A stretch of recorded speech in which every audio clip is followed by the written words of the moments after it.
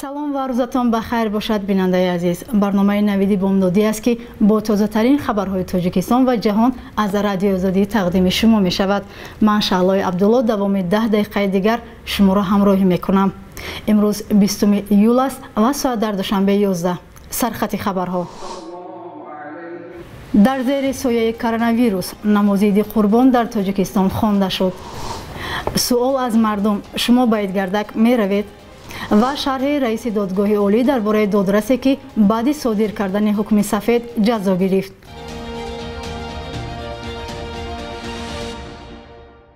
субҳи 20 июл дар ҳама масҷидҳои шаҳри душанбе ва манотиқи дигари тоҷикистон намози иди қурбон хонда шуд. ин бори аввал аст ки намози иди қурбон дар шароити пандемия баргузор мешавад.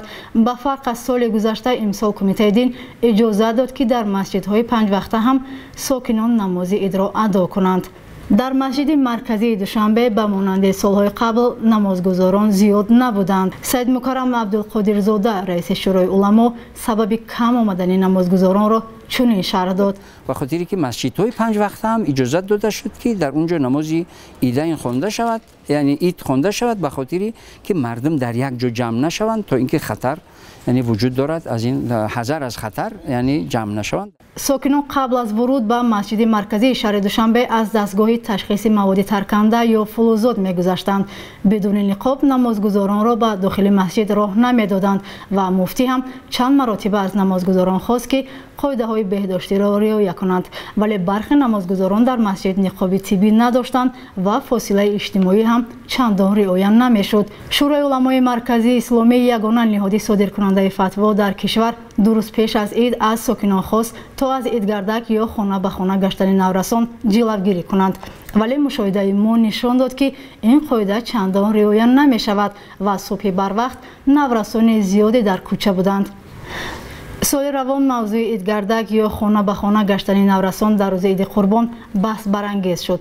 шӯрои уламо 2 рӯз қабл аз ид аз сокинон хост ба хотири пешгирӣ аз паҳншавии коронавирус аз идгардаки фарзандонашон ҷилавгирӣ кунанд.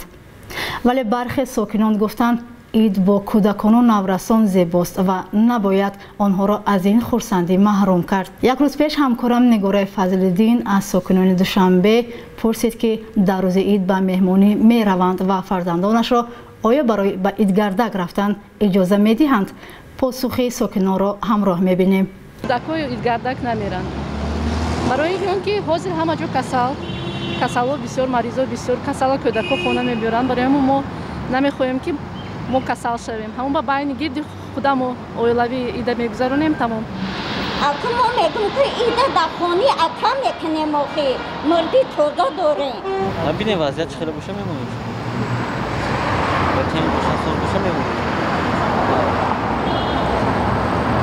гардак мекунем, баъд чӣ хеле гардак намекардем. ин иди қурбон як иди аст ки барои ҳар як мардуми мусалмон ин як ҷашни ҳамин бошу чиқадр фаҳмонданаш чиқадр набироба намемонам рафтан. шароит ҳозир мекал ин касалиҳо қати коронавирус қати мумкин нест ҷо рафтан.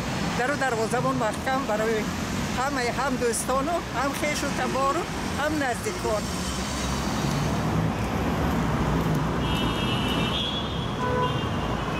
ҳозир бисёр гаштан дар кор не якум аст. ҷо ба одам бисёр бошад, омадан дар кор не, бисёр вай кардан дар кор не. салом кардама фақат ассалому алайкум ҳаматон бад. тамом. чӣ дар кор идгардак тим более хеле касали рафтем. не обязательно равад ва идгардак кунад. не рости гап карантина козе. бас сабаби ҳамин отинҷи будани ҳамин COVID-19 намехоҳем кӯдако бироянд.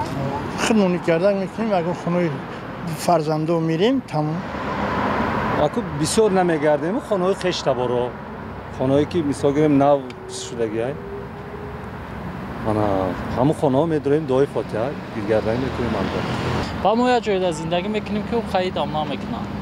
دادگاه عالی تاجیکستان گفت بیش از 80 نفر از پیروان اخوان المسلمین زندانی و 18 تن دیگر آنها با پرداخت جریمه از بازداشتگاه رها شدند. شوکت لطف‌الله‌زاده معاون یکم رئیس دادگاه عالی تاجیکستان گفت 18 نفر از محکوم شده ها در پرونده اخوان المسلمین با پرداخت جریمه رها شدند. و روز 19 ایول در یک نشست خبری در دوشنبه گفت این شخصان از 48 تا 54 هزار سومانی جریمه کرده شدند. دادگاه عالی در نشست خبری درباره این کسان جزئیات بیشتر نداد. شوکت لطف‌الله‌زاده گفت غیر از 18 نفر که با جریمه آزاد شدند، 85 پیروی سازمانی در تاجیکستان ممنوع اخوان المسلمین از 5 تا 24 سال محکوم به زندان شدند. حکم دادگاه ماه اپریل برآورده شده است. به گفته مسئولان دادگاه عالی، محکوم شده ها بنابر ناراضی بودن از حکم زینه اول به زینه‌های بالایی دادگاه شکایت کاساسیونی بردند. در نشست دادگاه عالی همچنین مسئله یک دادرس بررسی شد که بعد صادر کردن حکم سفید از سوی دادگاه عالی مجازات شد. دادگاه عالی روز 1 ایول علیه رستم سید احمدزاده دادرس دادگاه ناحیه باباجان غفورов که یک ساکن ولایت سوغد را سفید کرده بود پرونده انتظامی کشید. مجازات دادرسی که حکم سفید کرده بود انتقادهای زیادی را به میان آورد و کمیسیای بین المللی حقوق شناسان هم از مقامات دادگاهی تاجیکستان خواست پرونده انتظامی را نسبت به رستم سید احمدزاده قطع کنند. روز 19 ایول شیر محمد شاهیان رئیس دادگاه عالی ضمن نشست خبری گفت دادرس دادگاه ناحیه باباجان غفورов را برای حکم سفید جزا ندادند. از اون خاطر است که از جانب همین سودیا یک چند قرارهای غیر قانونی قبول کرده شده است. قرارهای ضد قانونی قبول کرده شده است که از جانب سودی بالایی بیکار گردیده. در تاجیکستان خیلی کم اتفاق میافتد که دادگاه ها حکم سفید صادر کنند. برای مثال دادگاه عالی تاجیکستان فوریه سال 2020 گفته بود که در سال گذشته تنها 10 نفر را بیگناه اعلام کردند. روز 19 ایول سیل آبخیزی در چند دهه در ناحیه عینی و پنجکند ضرر رسانده است. ساکنان گفتند از جمله در دهه وشن ناحیه عینی بعد از ظهر دیروز سیل آمد و به منزل های ساکنان و چاروای آنها ضرر رساند.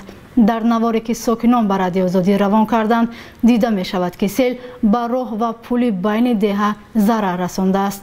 همچنین حوله ساکنان زیر لایقه مانده است. سال روان تاجیکستان شاهد سیل و آبخیزی های زیادی شد که به اقتصاد کشور میلیون ها سومانی ضرر آورده است.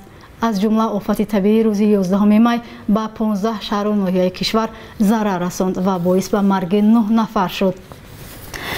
نمایندگان کمیته حالت‌های فوق‌العاده گفتند فلاکت طبیعی اساساً به منطقه‌های خطلاند و ناحیه‌های تابع مرکز جمهوری آسیب رساند.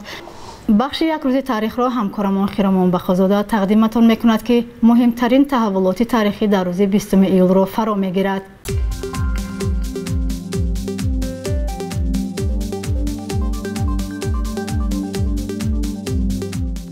20 ایول سال 2010 وزارت کار ایالات متحده آمریکا رویخط نوی محصولات را نشر کرد که وارداتشان به آمریکا به دلیل استفاده از نیروی کودکان در تولید آن محصولات منع است. به این فهرست پخته تاجیکستان نیز وارد شد. این در حالی بود که از سال 2007 در تاجیکستان جلب مکتبیان و دانشجویان به پخته‌چینی منع شد ولی شکایت از استفاده غیر قانونی آنها همانا به گوش می رسید. 20 ایول سال 2018 گروه از بانوان ساکن دوشنبه در نامه به عنوان رئیس شهر خواستار رسیدگی به مسئله آزار لفظی زنان در کوچه های پایتخت شدند. در مراجعت نامه‌ای که زیر آن 50 زن و دختر ساکن دوشنبه امضا کردند، پیشنهاد شده است که برای مجازات جوانان و مردانی که با بانوان و دختران لقمه پرتایی می‌کنند چاره‌جویی شود. بعد این چندین حادثه به جوابگری کشیدن مردان بدرفتار رسانه‌ای شد. 20 ایول سال 1965 زادروز محی‌الدین کبیری رئیس حزب در تاجیکستان ممنوع نهضت اسلامی است.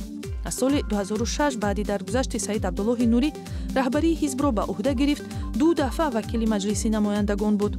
بهار سال 2015 از تاجیکستان رفت و با ممنوع و تروریستی اعلان شدن حزبش در کشور که به قول او و طرفدارانش بی اساس بوده است، کار حزب را در خارج ادامه می‌دهد. بانک ملی تاجیکستان ارزش سامانی را نسبت به اسعار خارجی برای امروز 20 ایول چنین اعلان کرده است.